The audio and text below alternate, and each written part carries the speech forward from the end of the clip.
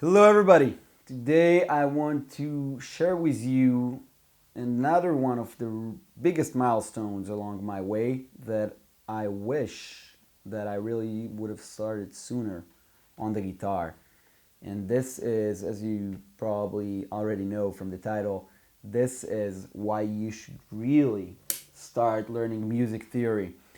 And the reason is, I'm going to tell you some reasons why, and then I'm also going to tell you practically what's the best way, in my opinion, to approach it, especially if you are guitarists. And this is a special method, in my opinion, so stay tuned.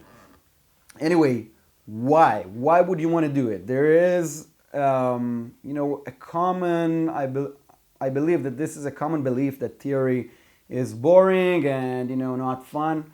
But I don't really think that it should be that way. I think that if you find a way that works for you, so it can really be interesting and fun, because it's so practical and you can immediately start seeing the results and you're going to see better music and more pleasant music coming out of your guitar or of your instrument, and you are just going to enjoy music a whole lot more because you are going to know what you're doing, basically. So instead of, I remember when I just started, I'm like, all right, this is a G chord, and this is a C chord, this is a C9, for example. And I don't know what are these letters, but they sound okay. And I don't know why when I play something else random, it sounds bad.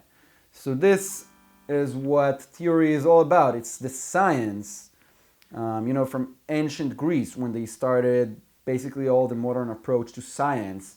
So they had math and they had astronomy and then they had music, which is the science of why stuff sounds good to the human ear. And then when you really start to know what's going on, you are literally, first of all, you're going to be able to communicate with other musicians and talk about chords and notes and what's up, and be able to make more interesting stuff together, not just the basic open chords. This is a language, really an international language that will work anywhere. And then you are also going to be able, for example, if you want to be able to start improvising on the guitar and play, let's say your friend on the guitar is playing and you want to be able to play improvisations here and solos and make up your own music, theory is the first step towards knowing that and learning the scales. Obviously, when you learn the scales, it's just the beginning. There is still a lot more to do and to start training your ears and know what you're doing and listen and hear what you're doing. But this is the first stepping stone. You're going to be able to write songs more meaningfully and write music. Obviously just take a couple of chords and just write some words to it and it will work like it worked to millions before. But if you want to be able to take advantage of the cool tricks that if you're really slinking on your music, you can take advantage of, just like, for example, in the blues, where there is a lot of use of the fact that the one chord sounds like home, and then the the fifth chord, sounds like, the climax of the song. So you can use it for the highest point in terms of lyrics. Just a small example of what you can do. You're also going to be able to take some songs and add some cool musical embellishments to them and know which chords can work as substitutes and make songs that you play a lot more interesting. Add some other notes. If you take it all the way on, it could be towards jazzing up some certain songs. Like usually, people who take the music as far as possible in terms of theory, in my view, so they go towards jazz if they start getting attracted toward that kind of music. Anyway, I strayed. Anyway, practically how to do that. So there is, the usual route. Usually you learn the 12 notes and the scales and what chords are made of and all that kind of jazz, as the saying goes.